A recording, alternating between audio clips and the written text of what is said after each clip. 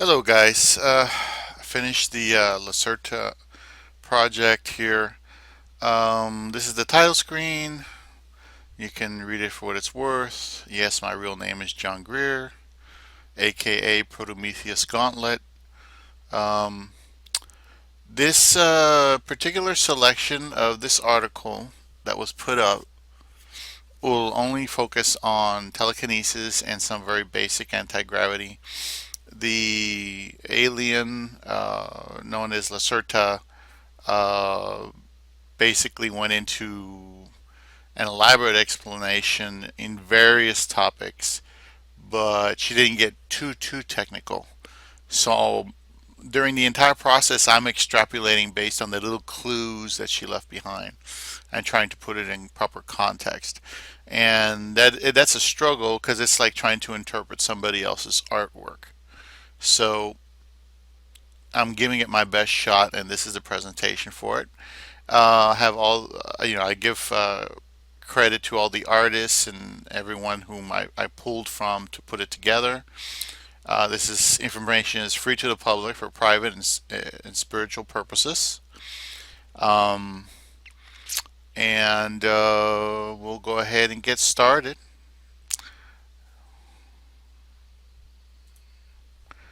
The breakdown, the physical world. Basically, it's layered.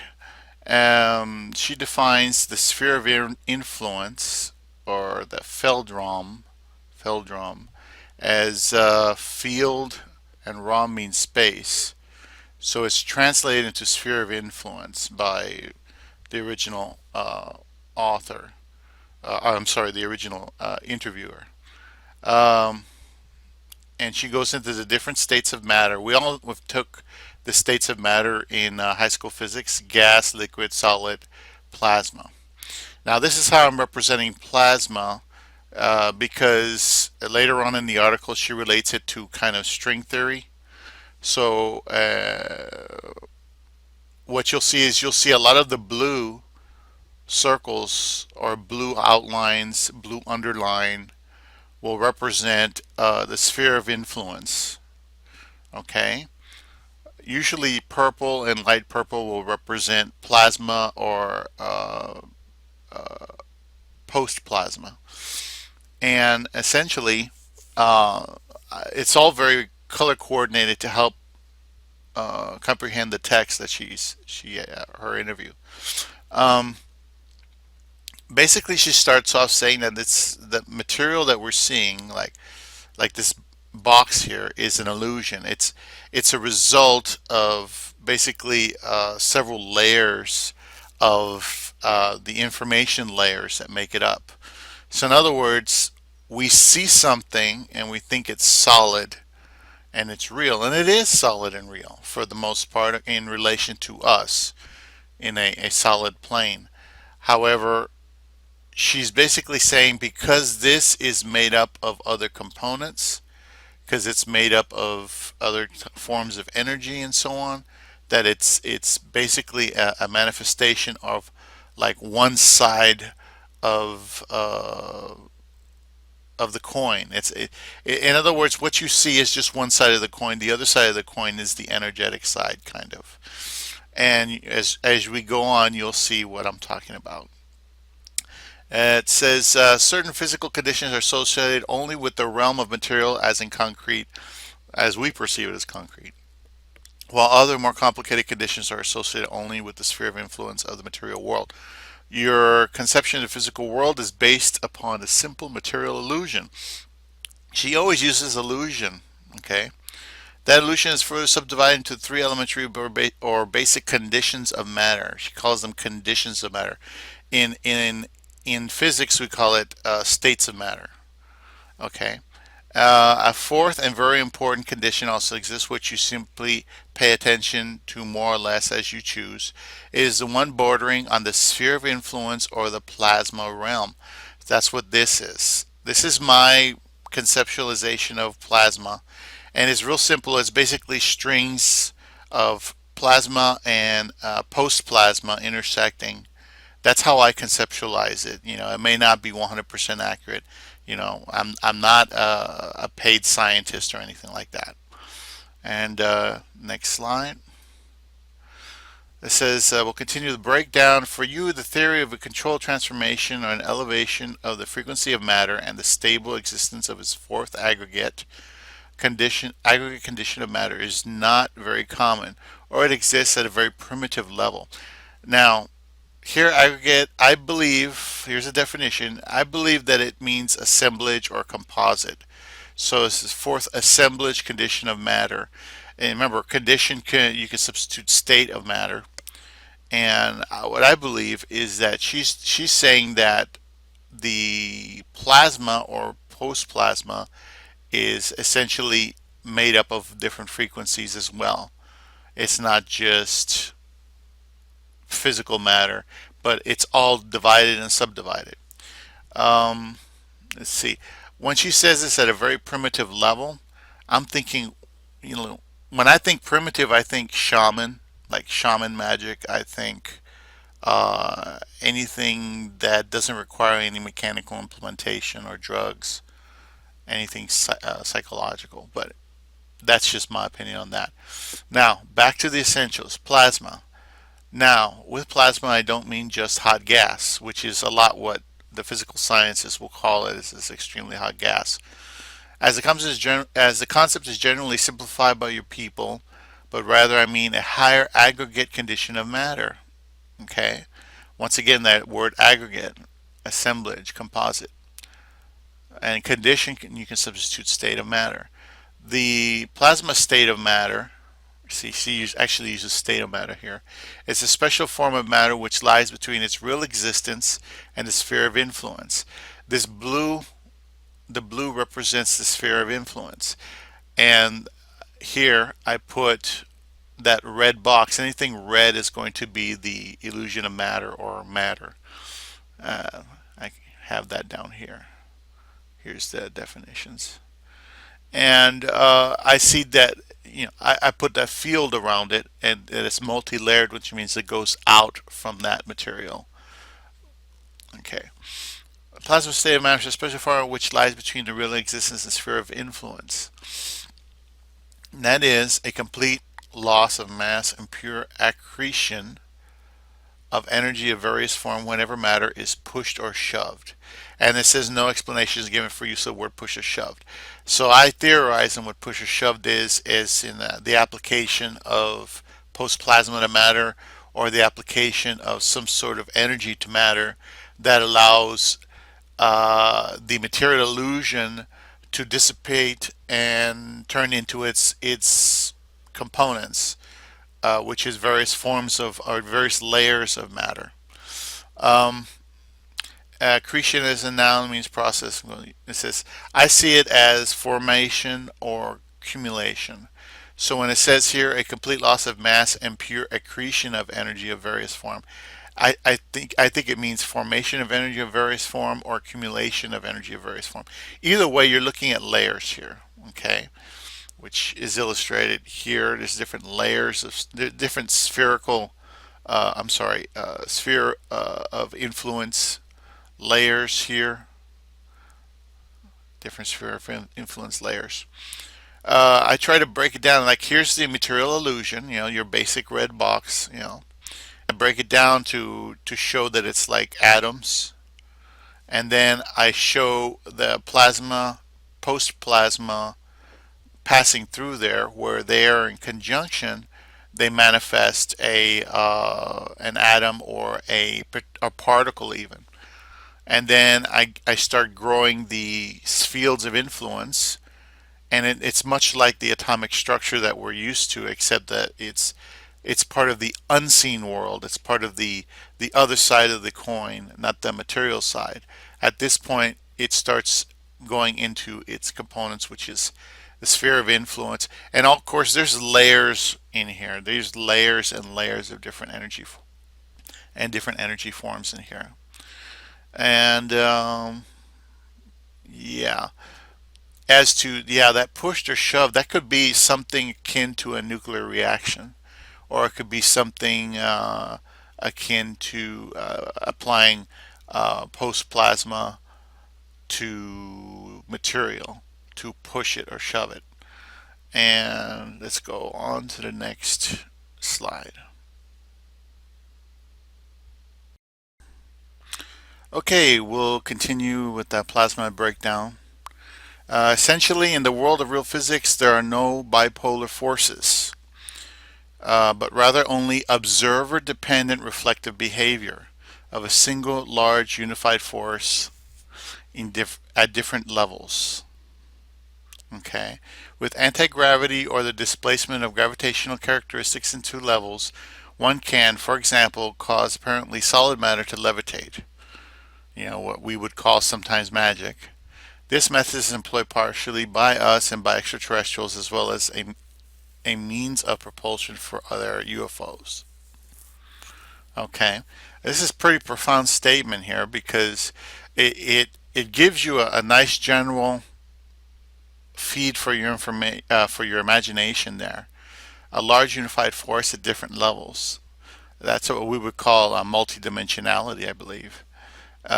Displacement of gravitational characteristics into levels. So what I did is I tried to illustrate that. Okay, here, for example, large unified force at different levels with matter at the center. In this illustration, I have plasma and post-plasma composition of energy of various forms of gravity. Remember, I have the string theory going. In the center, I have the illusion of matter. I have post-plasma and plasma intersecting just to illustrate that they somehow are related. And in my kind of artistic rendition, when they intersect, they create the illusion of matter, which is what we would call a particle or a 3D representation in this reality. And of course, green I'm using as gravity. Okay, so it's the same definition as the other slide, but I'm using green for gravity, and gravity, of course, is relational to the actual piece of matter that's on the inside. So it comes out in waves. The further out you go, the weaker the gravity will be. And so, bearing in mind this example, I extrapolated, putting it in terms of the unified force, okay, with levels of matter, because all these levels, these layers of information, have characteristics about the little piece of matter in the inside. Here's a little red circle, it's the illusion of matter at the center. And instead of putting it in a string form, I put it in a circular form. Just pretend you're looking at one small little particle in the universe right here. And it's made up of all these different information layers. Oh, and they have plasma. You see the purple, the light purple and the purple represent the plasma post-plasma. So I have that intertwined as well. And what she's saying is that when you push, at least I assume it's pushing, the gravity or displacing the gravitational characteristics, displacement of gravitational characteristics into levels. So here's the levels, there's the solid matter, little particle in there, and the gravity is pushed outward. So in other words, you phase out the gravity into the information layers that the matter is made out of. Okay, so this matter is only the result of all these unseen forces coming together, layers of information, of energy coming together in a certain way, and that's the only reason that matter exists. That matter, while it's here, generates gravity, like we all know in regular physics. So what she's saying is that you displace it or you push it to the other levels out, indicated by the arrows. And that result causes levitation.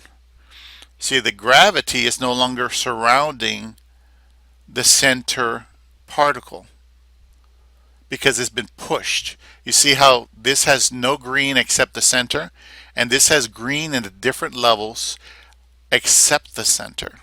So this is the effect that I believe that the UFOs somehow artificially create to levitate themselves. And that's pretty much this slide.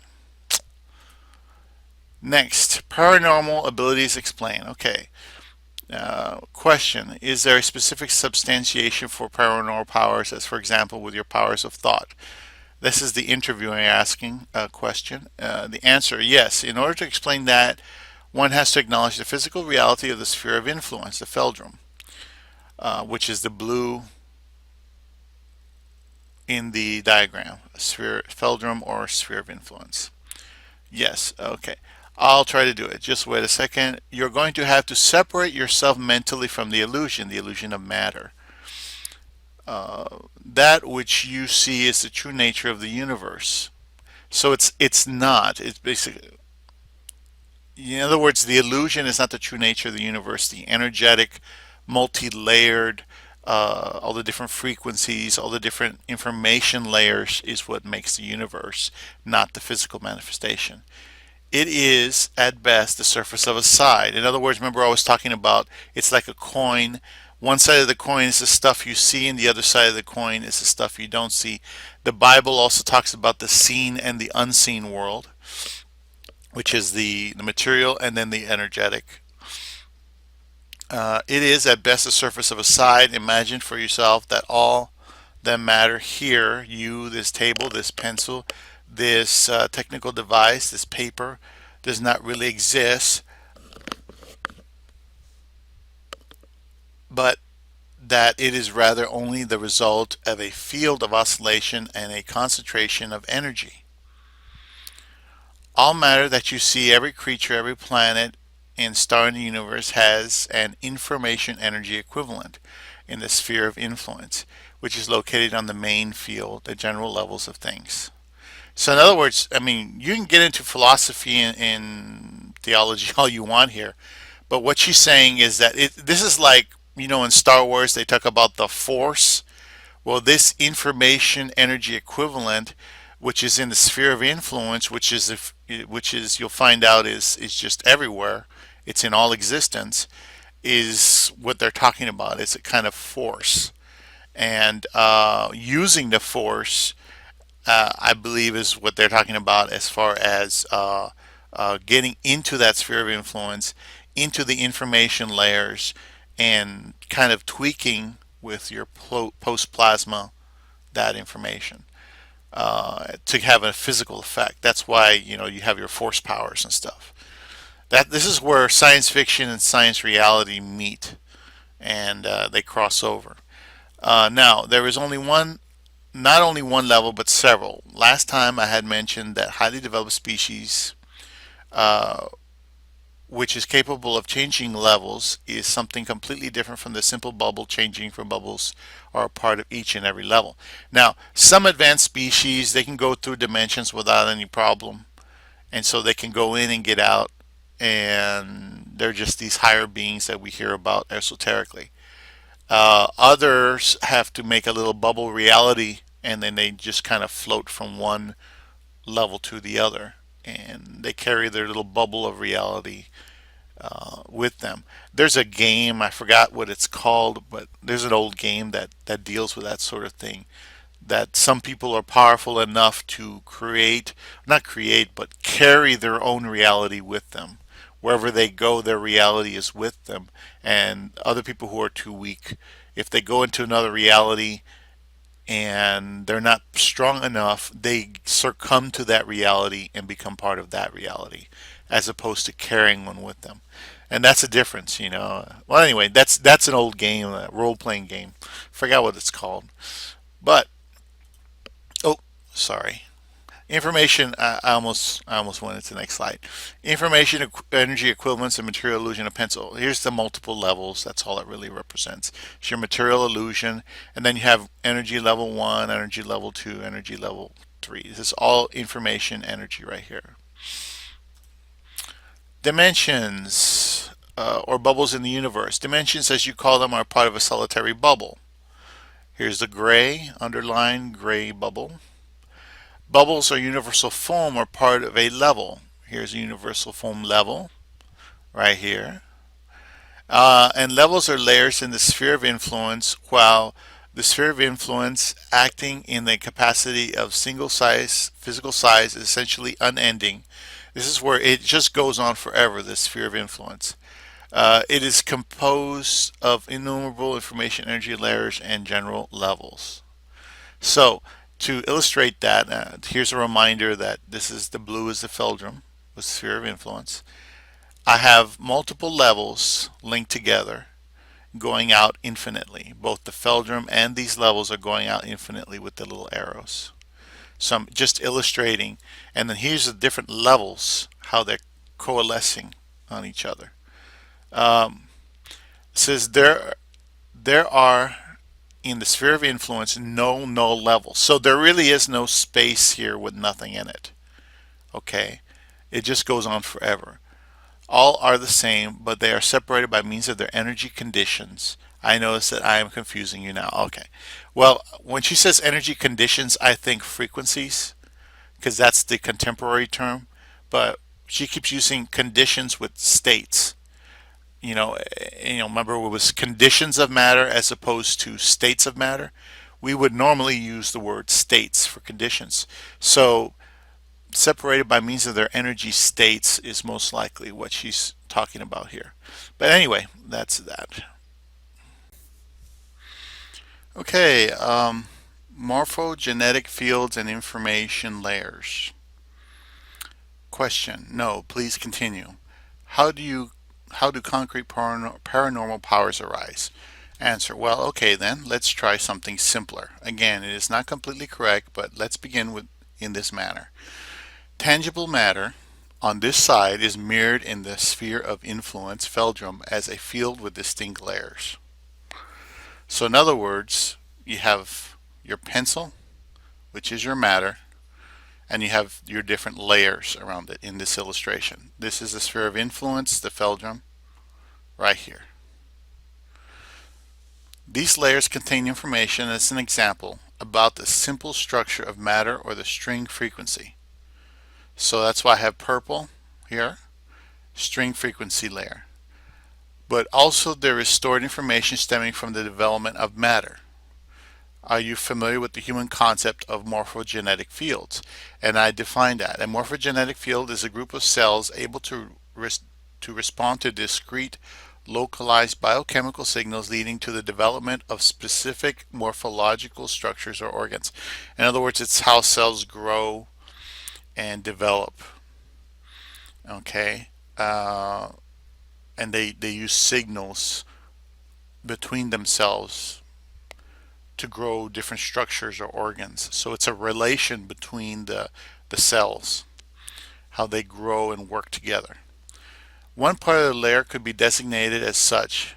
Now there is still another intermediary layer. That's why I have morphogenetic layer, morphogenetic fields, morphogenetic layer down here.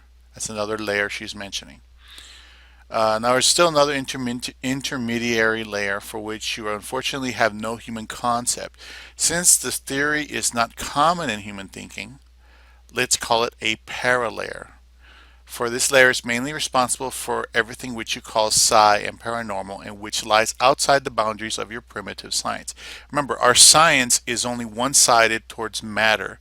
It doesn't really look at the energy equivalents or composites of matter, the layers of energy or information. Okay, it doesn't really cover the unseen world very well. This paralayer lies between the layers of matter and the morphogenetic layers of a field in the sphere of influence. It can actively integrate with both. Okay, your body, for example, is mirrored as a field of sphere of influence Feldrum.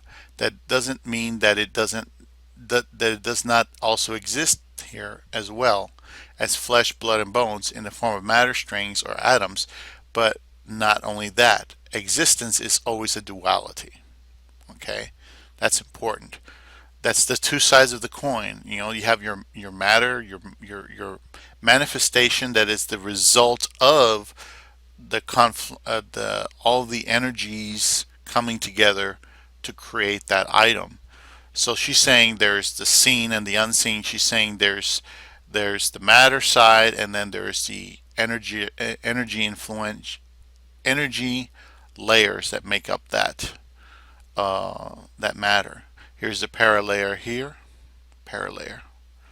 So here's the matter, which is the illusion, and it's only there manifested because of these layers. You take away these layers, you jinx them, you do anything with them, and this thing is going to change, it's going to grow, it's going to, who knows what else will happen to it. So that's important. Information layers continued. Some layers of the field contain simple information about the solid matter of your body and its frequency, while other layers contain information about your spirit, your consciousness, or, speaking from a human religious point of view, your soul. And that's important. Awareness or consciousness in this case is simply energy matrix divided into different layers of your field in a sphere of influence, nothing more, nothing less. Okay, so here I have the duality. Here's your physical and here's your energetic body. Okay, here's is the seen and this is the unseen. We have your string frequency layer, which she mentions here, information about the solid body, solid matter body. You have your soul layer, which she mentions here, your soul, your consciousness, your spirit. And then in the next sentence, this is the one that interests me the most because a lot of us know about this stuff in esoteric knowledge. Genuine awareness can also exist here on the matter side, but only in the form of post plasma, the fifth form of matter. Okay, so think about it. Genuine awareness is only in post plasma. And I thought, well, where have I felt that before? And I had some religious experiences. I'll go into detail at the end, but let's just say it was very energetic, and it would explain how this process or what this is. Because when you're at that level, when she's saying genuine awareness, you have to bear in mind that to me that means that you are fully aware of everything around you. You become one with everything around you at an energetic level. So with the necessary physical knowledge and the corresponding technology, the consciousness slash awareness matrix or soul can be separated from its field of rest. It can, despite its removal, continue to exist in a self-sufficient manner for a certain amount of time. That has a strange occult name of soul robbing. But above all, we're talking about science here, not about magic or dark forces. Comment by Oli K. This is the guy who conducted the interview. The soul robbing was mentioned in one of the radical religiously motivated comments in connection with the reptilian species. Now, just a real quick thing on this. I have heard things where they can actually take a piece of your energetic layer, one of these soul layers, and take it out of your body, do something with it, and then put it back. Okay? They can take you completely out of your body and then put something else in your body or store you. Things like that is what I've heard that the aliens can do. So that's just an FYI. Next slide. Telekinesis details. Creatures with more powerful mental powers can have a direct influence on the power layer by means of their consciousness awareness fields. Now, this layer is not limited only to the individual, but rather as a part of, in general, information layer. You could call it, in a prosaic sense, the community soul. Prosaic is having the style or diction of prose, lacking poetic beauty. Synonyms will be ordinary, everyday, commonplace. I think it's ordinary or commonplace is what she's really talking about. You would call it a common or ordinary sense of the community soul that is connected with all animate and inanimate matter and all consciousness which exists in main level. In other words, she's really talking about the force, you know. She's talking about the feldrum of all existence, as far as I could tell. Mental powers can parallel with means. Yeah. The biological cause for these abilities lies on the side of matter, by the way. She's saying that matter being this pituitary gland is what causes you to have the ability to generate the frequencies to interact with the other side. In other words, the biological cause for these abilities lies on the side of matter, by the way, in the pituitary gland, which always is in the position to generate the frequencies to actively control the sphere of influence or fulcrum. Okay, even you people could theoretically do this. However, you're solidly blocked in these things.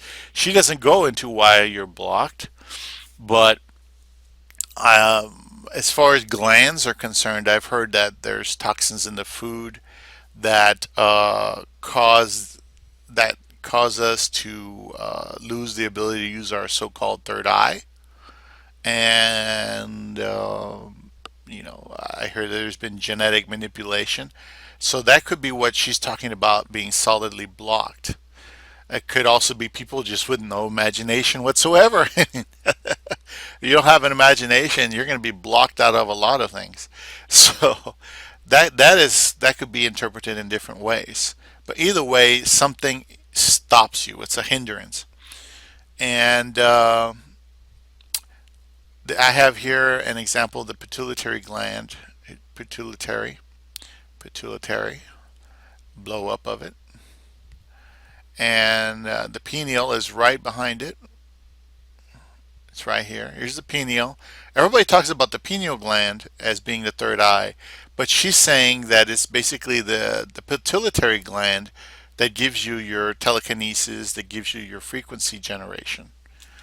So how that relates, I'm not too sure, but it's an interesting thing to dwell upon, and we could theorize from there. Okay, telekinesis details continued. As I've said, the paralayer can interact with the mind as well as with matter. For example, if I decide to use my mental powers to once more in order to move this pencil, then simply said, I imagine in my mind how my consciousness slash awareness expands slash amplifies itself on the matter side in the form of post plasma to the pencil. Okay, so let's look at that. Imagine, so everybody knows what imagining is. How her consciousness awareness expands and amplifies itself on the matter side in the form of post plasma to the pencil.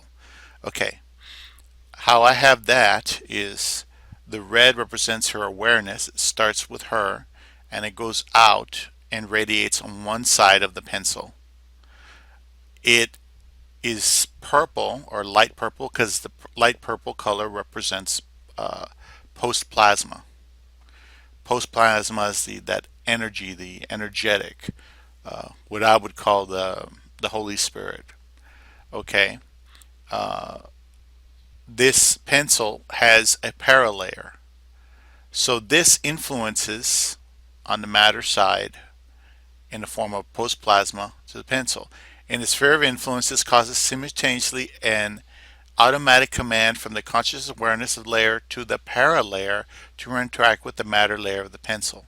So in other words, as far as I can tell, it looks like pool.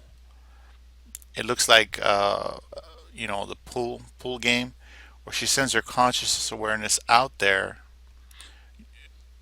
uses and pushes it with the plasma against the paralayer. See, it's the paralayer that allows you to interact with the pencil.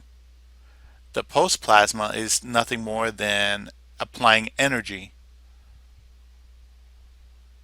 or using your consciousness to apply the post plasma energy to that layer. So she knows that there's a layer of reality around the pencil that makes her energy subject to it. All right?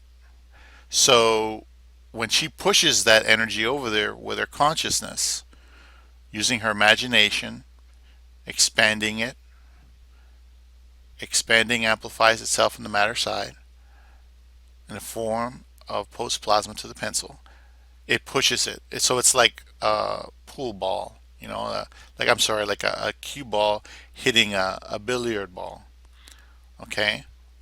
And it should knock it over. Boom. Since the paralayer is not confined to the body, it is not even a problem that the pencil lies over there, for I can unerringly reach it even without moving my matter body. Post plasma on this side, paralayer on the other side. Post plasma on this side, paralayer on the other side. I have control over the pencil, and the interaction begins the matter field of the pencil to the point where it changes in the manner in which it moves. For example, this pencil is positioned right in the middle of the paralayer. It could be, based on her description, that I have it illustrated wrong, to where the pencil would be right here on the border where the post plasma and her awareness amplifies and expands itself. It could be right here on this side against this side of the orange paralayer. That could be the truer illustration there. But either way, that's what I've got. And this artist rendition of Lacerta is by Victor Alonso, made in 2013. And yeah, next slide. Other applications. Question. That is fascinating. Which kinds of paranormal activities can one generate with that? Answer: all kinds. Everything that you call paranormal, and that would include magic effects. You know, as I said, this special layer lies on the sphere of influence, Feldrum, between the morphogenetic information layers and the matter layers, and can interact with respect to both sides. That is to say, it can be interacted with solid matter as well as with mind or mental information, wherewith we can achieve everything that is generally designated as telekinesis and telepathy. So basically, all the psi powers are potentially from that interaction with your consciousness, the your consciousness, the post plasma, and the paralayer. Okay. She goes into detail. Oops. She goes into detail with telepathy and some other subjects that are vaguely related. But this is not about telepathy. This is about telekinesis and some anti-gravity.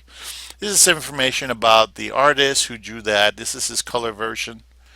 And I just like the picture. I think it's cool. And that's what I learned from that experience there. Now, how this relates to my personal experiences in the Holy Spirit, I'll read this off to you. As a young Pentecostal, I received many supernatural experiences in the church. I'm convinced that some are the result of white magic or the plasma post plasma effect on this reality. As far as the brethren are concerned, we are the faithful and innocent of any dark agendas. However, this is not entirely true. Magic, or the power from the Most High, can be used for good or evil purposes to bless or curse. In my experience, evil people tend to justify themselves in a self-deceiving fashion regardless of the original good intention. I've just run into people out there that they have a lot of power, but they're jerks, and they use that power in the Holy Spirit to do some bad things if you're not careful. They will falsely justify hurting you if you're not careful. So just be careful with those kinds of people. This is why it's important to be careful not to wield the power of your voice or magical intention foolishly. Some of the old miracles I had received in my old church were the following: instantaneous healing of a migraine headache, employment at the last moment. Well, that happened quite a few times. Praying for it. Telepathic communication with what I thought were angels at the time. Walking in the Holy Spirit, which is a form of divine guidance. Basically, you yield to the Holy Spirit and you let the Holy Spirit move on your body, your physical body. And because all that worship and all that prayer taught me to yield myself to the Holy Spirit. And when I yielded myself to the Holy Spirit would move and would, you know, walk me in a certain direction or move me in a certain direction. I had a video on that online, and I had to take it off for other reasons. But to continue, a few confirmations in spiritual leaders outside of the church. I started asking the Holy Spirit about spiritual leaders outside the church, like Teal Swan and other people that I can't mention. But I found out, more or less who's telling more truth than lie. Answers to my spiritual questions from the pulpit preachers, I considered them oracles at the time. Brief sensitivity to people's auras at a distance of 1 to 3 blocks away. That happened one night when I got so much of the Holy Spirit. What I believe happened was I was praying for souls because we were routinely pray for souls, and I prayed so hard and prayed through so much that the energy was so high that I could literally look at a building and I could tell whether or not there were people in that building, and I could feel their auras or their souls in there. Um, uh, yeah, I think that was more of a kind of magical effect. Uh, I felt the fire of the Holy Spirit in my bones, literally like electromagnetic fire. That is the key experience in the whole thing. And there were other things that were close to that, but one prayer meeting, I walked out of there and I could feel energy, or it felt like fire. You know how fire moves? Fire moves like in the waves. Well, that's what it felt like. It felt like a fire in my bones, and it was like an electromagnetic fire. I can tell it was like electromagnetic energy, but it was fire electromagnetic energy. So it had the characteristics of fire and electromagnetism, which is why I think of it as this plasma post plasma that she was talking about. All my life I wondered why, how this all happened, scientifically speaking. Well, Lacerta's plasma post plasma explanation fits the best at this point. Call it science or magic, it's all the same to me at this point in my life. So I see this as magic. Some examples of in church energetic exercises for plasma: laying on their hands so that they can get energized, worshiping the Creator or God. That pretty much sends energy out, but you could also receive energy. Humbling oneself and praying. That's always a good option for everybody. At least the humbling oneself part, so we don't get too vain. And I really think that this is a more rational scientific explanation for the phenomenon I experienced, okay, than anything else I've ever heard. Because there is stuff in the Bible where a prophet talks about fire shut up in his bones and things like that. And that was a result of praying through real hard, praying through to the Holy Spirit, praying through. Okay. I found out revelations because I asked the Holy Spirit what her nature was, and the Holy Spirit indicated that her nature was universe spirit. So when we talk about the universe and we talk about this plasma post plasma, I'm thinking of what we would call God, and they do call the Holy Spirit, the Spirit of God. But I think it's all been clouded by religion and stuff like that, and there's still some good intention with these people. So that's why I don't harp on anybody. When you get these higher revelations, you just gotta be thankful for it and apply it to your life, and wish the best for these people, because there's a lot of power there, but there's not a lot of understanding of why things are happening, how they happen, why this happened, why this happened, why that happened. These miracles, all they did was give me justification to move forward and figure out what was going on. And I think I finally have. Okay, guys, we're at the end of the presentation. Um, I have here do things that keep your energy up. There are all kinds of examples here that you could do to keep your energy up, to express yourself. Always invoke and express your power, and love everyone and everything, including yourself at all times. Trust your soul and gut instincts, and find your soul path. Maybe you'll go into the magics, maybe you'll go into meditation, athletic activities, all this different stuff. Arts and crafts, I've done that. This too, I've done a little bit of this, but my magic is mostly a spiritual practice. I am, and self definition. invoking spells with absolute faith in what you say. Have to have total, complete faith that what you say will come to pass, and the universe will, make it happen. Because I have a religious background, so that's why I'm like right in here. Well, technically, I'm like right here in this triumvirate right here on these three sides. And because I do artificing also, uh, and bushcraft and stuff like that. So, go where your soul path is. Some people will be more athletic. I am not athletic.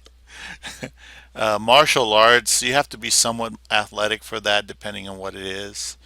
But I hear good things about Tai Chi and stuff like that. Meditation, I have tinnitus, so I don't meditate very well, but I invoke my power and I do other things.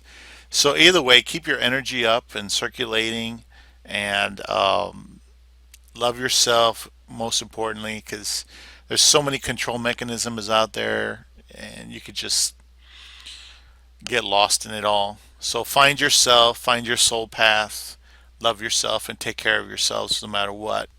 And I hope you enjoyed this presentation. Like I said before, it's free for the public. Um, I hope it edifies you. I hope it enlightens you and gets you further along your path. Okay? You take care now.